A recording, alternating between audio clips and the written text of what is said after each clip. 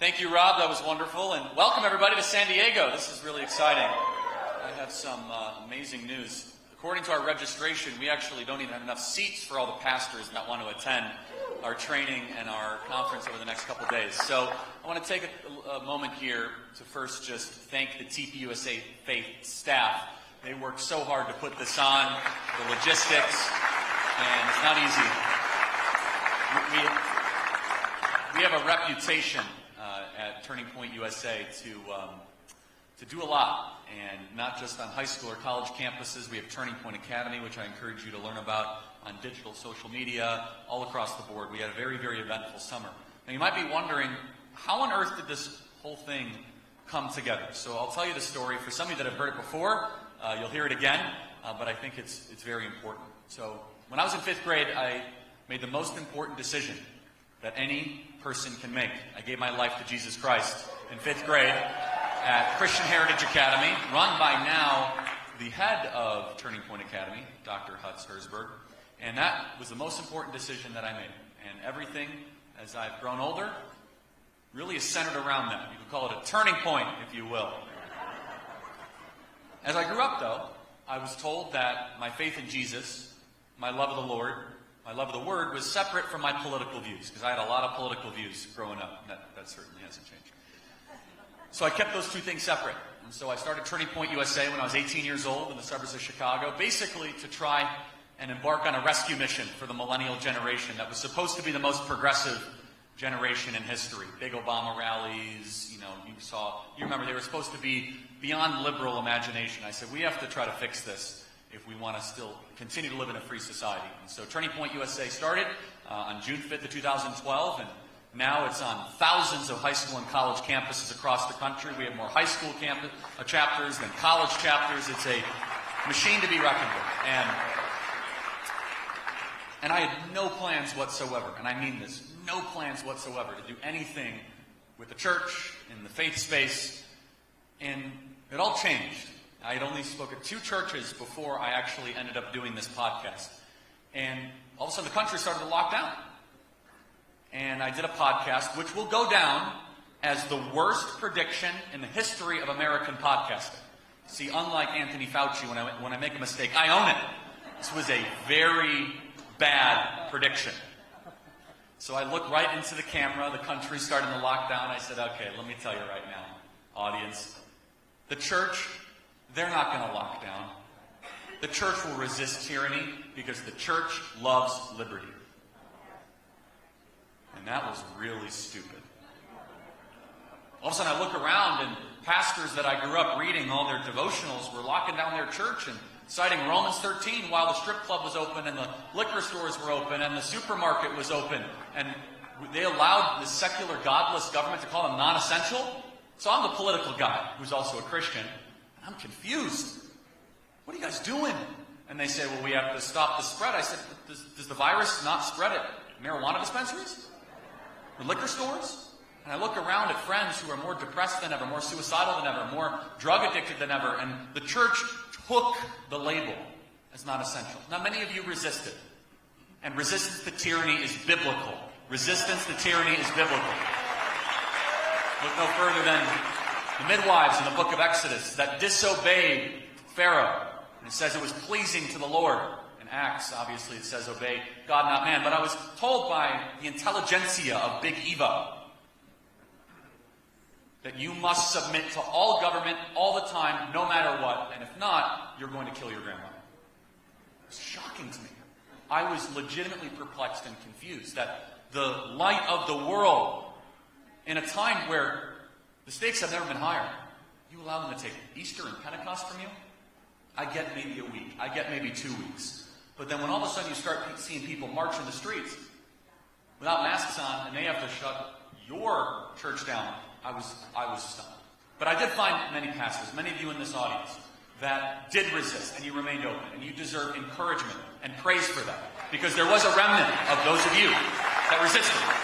And you were called names. You were attacked.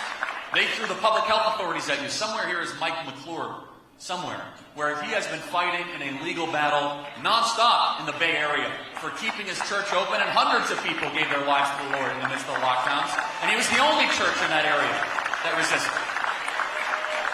And they try to put him in jail and millions of dollars of fines. And there's so many stories. I could go through the room and just mention some for the rest of my life, I'm going to have friendships based on what happened in that terrible time. But then the second thing happened. It was bad enough that we were locking down the country. Now remember, I'm the political guy. I visit college campuses so you don't have to. And I happen to know a thing or two about Marxism. I've read their books. It doesn't end well. It's from the pit of hell. Okay, literally. Communist Manifesto, Das Kapital, Postmodernism, Jacques Derrida, Herbert Marcuse, Michel Foucault. We can go through the whole thing. I'll talk about it tomorrow. So then all of a sudden I heard these pastors that were telling me for years, we don't do politics. We don't do politics. We don't do politics. We're keeping our church closed. But by the way, if you're white, you're racist. I was like, well, that's weird. Like, why are you now bringing in these incredibly dangerous deconstructionist ideas, acting as if that you're some sort of expert on race relations because you saw a 30-second YouTube video before you took the stage to your empty congregation? What's that all about? It's kind of weird. And then they start marching in BLM parades. And all of a sudden, kind of like the state-run religion of America, when we needed Jesus the most, became racial reckoning. While the church was also closed. And so then I said, okay, we got to do something. So I went on a nonstop blitz. That honestly hasn't stopped. It has just been one rolling crisis to the other. It hasn't stopped. And I actively sought out many of you. I said, I need to know that there's some pastors that don't agree with this nonsense. And I found many of you. And we started to build friendships from all across the country. And almost every single pastor that I would find, they found me through social media or the podcast, all sorts of unique ways. They'd say, Charlie, we're open, no masks, we're not doing the vaccine thing, CRT's in the pit of hell. But I'm like the only church in the area that's doing it. I said, no, I'm not. I know a guy down the street. Why don't you know each other? Like, oh, I heard of him, but I don't know. And I said, well, there's community lacking. Because I thought that there were all these amazing organizations that were actively doing what we were doing right now. Gathering you, encouraging you, giving you the equipment to fight legally against church closures. To hear from the best and brightest minds like David Barton or Bob McEwen, James Lindsay. To dive into these ideas so you could ask analytical questions. And I was shocked. I said, oh my goodness. Satan targeted the American church, and the church was not ready for this asymmetrical attack. And so I said, look, I need to gather 1,100 pastors like I need a hole in the head, right? So, no offense, not exactly easy. So, and I said, I'm not a pastor, I'm not a theologian, right? I'm Rob, to his great credit, he said, Charlie, I think that, you're uniquely positioned to do that. I said, well, I'm not a pastor, I'm not a theologian. He said, exactly, I think you're uniquely positioned to do that. And you will see this in the next couple of days. We have 5-point Calvinists here and swinging from the chandelier Pentecostals. I spoke at a church, 5-point Calvinist Reformed church, where they told me no one has laughed in that church for the last 30 years. Wow, they're not allowed to. Right, yeah, no, I'm kidding. We love you guys. And look, here's the thing. What do we believe? We'll get to this, but I just want to, while we're on it. We believe Jesus Christ is the King of the world. We believe in the inerrancy of Scripture and the Nicene Creed. Theological disputes and differences are fun, interesting, and important. That's not my calling. My calling and our calling is to strengthen the church. To fight for liberty, which is God's idea, not man's idea. In one of the most consequential times, not just for Western civilization, but for humanity. So we start TPUSA Faith, and I said, look, I'm going to need a message from the Lord that this really needs to, grow. In one meeting with one donor, underwrote the whole thing for a year and a half. I said, wow, okay, that's definitely a message. And, we met resistance. People said, oh, Charlie, come on, this is already being done. The church, same sort of thing that I heard when I launched Turning Point USA 10 years ago, that there's some potential here and a need. So I'm hearing from it firsthand. And the Lord has just worked in the most unbelievable way. It's been 2 years since our launch. This is our third gathering like this with thousands of pastors that have come through our summits and been trained and filled up. We have 2,000 church partnerships, and we'll tell you what that is at TPUSA Faith now. And so you might say, well, Charlie, what is the mission? What does success look like? The number one most immediate mission is we want to excommunicate wokeism from the American church as quickly as possible. And we're going to define what that means. What does that mean? They're coming after biblical inerrancy right now. Deconstructionism, postmodernism. This is exactly what the enemy did in the garden, and his playbook has not changed. Going through seminaries, going through youth pastor circles. My speech tomorrow will be largely on that and kind of warning about what I'm seeing, what I'm doing.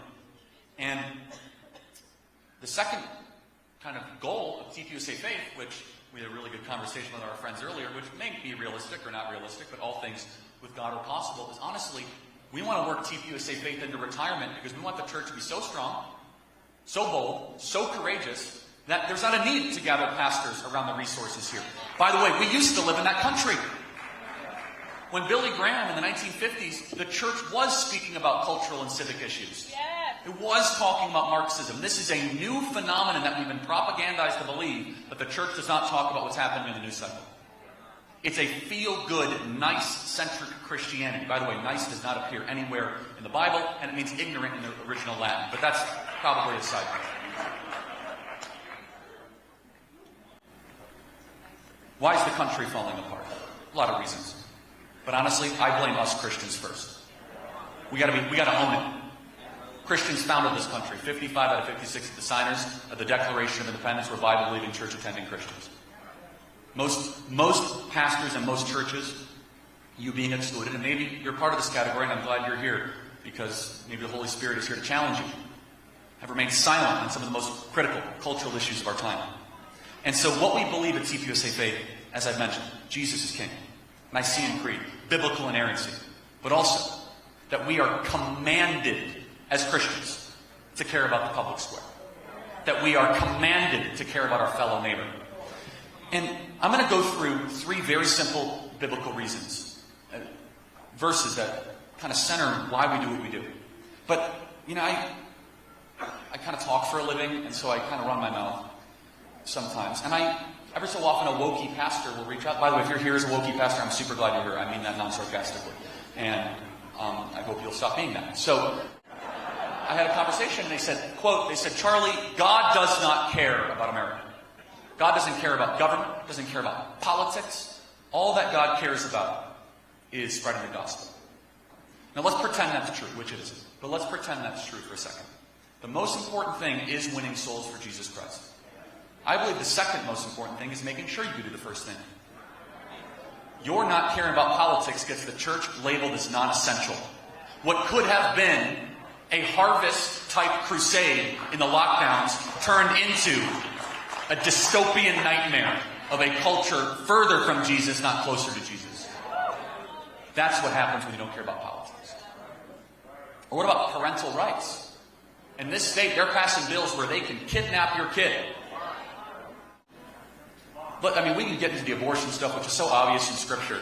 Not that hard to see that the Bible commands a strong relationship between a mother and a child.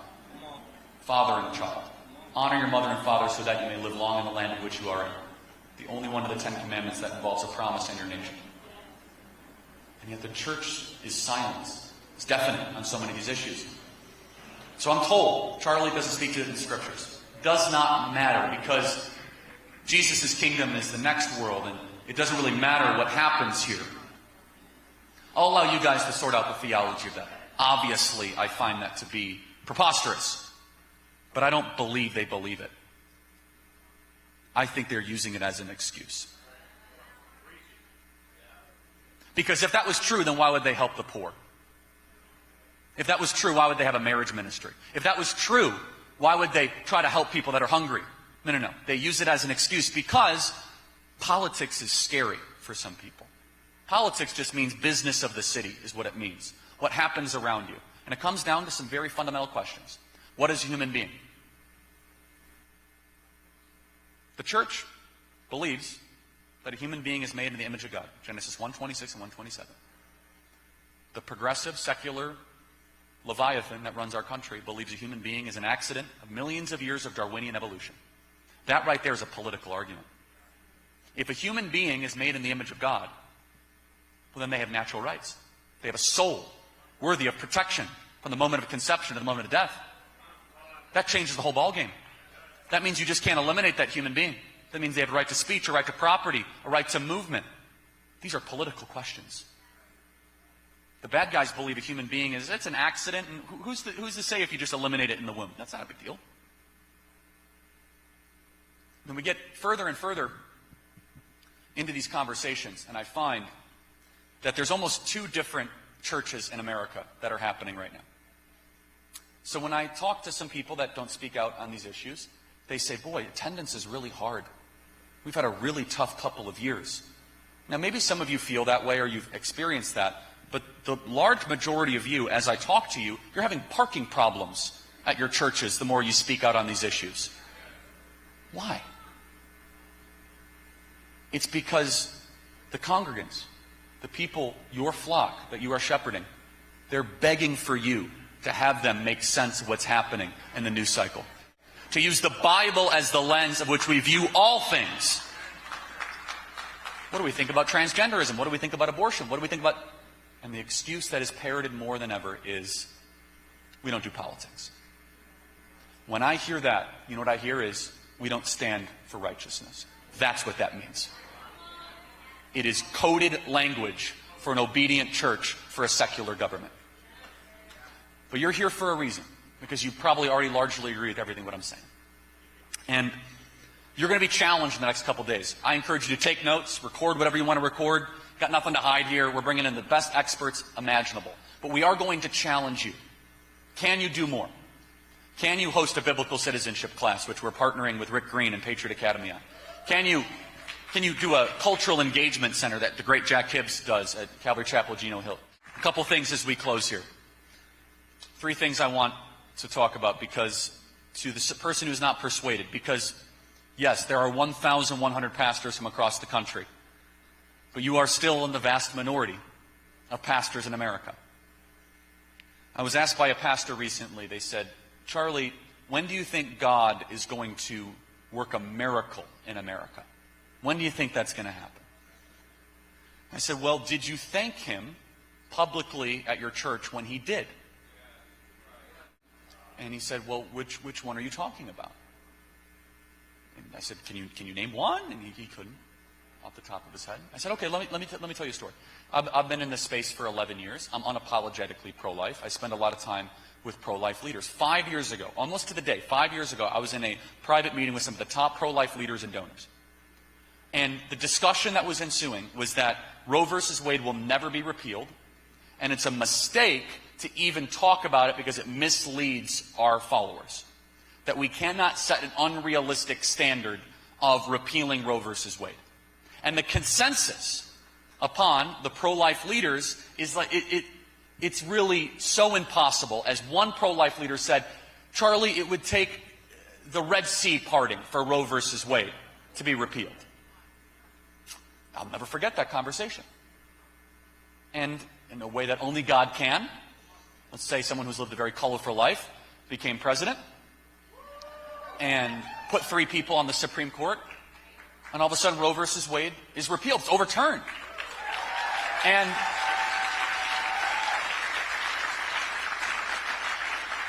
it's a monumental miracle, a generational miracle. And I asked the pastor, did you mention that from your pulpit? Did you say thank you? He said, oh, no. I have a board member who doesn't like us talking about abortion. It's too controversial. He said, we don't do politics at our church. Got it. So you only thank him for the miracles that your board members like. Got it. You know that 95% of American pastors or churches did not mention the repeal of Roe versus Wade at all.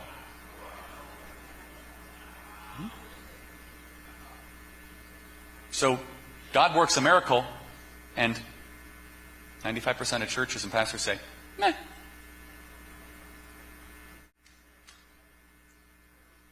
So, 3 basic reasons. Number 1, Jeremiah 29:7. Demand the welfare of the nation that you are in, because your welfare is tied to your nation's welfare. We are called, and that's the Lord speaking in Jeremiah 29:7. We are commanded to care about our nation. Passivity about your nation is unbiblical. Silence in the face of evil is evil itself, as Dietrich Bonhoeffer would say. We're talking about fundamental, all-out, taxpayer-funded, regime and oligarch-supported war on God's design. This is no longer a question of what political jersey you wear. This is the current administration that says that men can give birth. Yes, I know those of you that are laughing is the only way you can cope with something as insane. The Center for Disease Control now says that you can take lactating drugs if you are a man and chest feed a child. That is the Center for Disease Control. That is not some fringe weird blogger at the University of California, Berkeley. If the church is not going to correct that error with truth, don't expect the secular world to do that.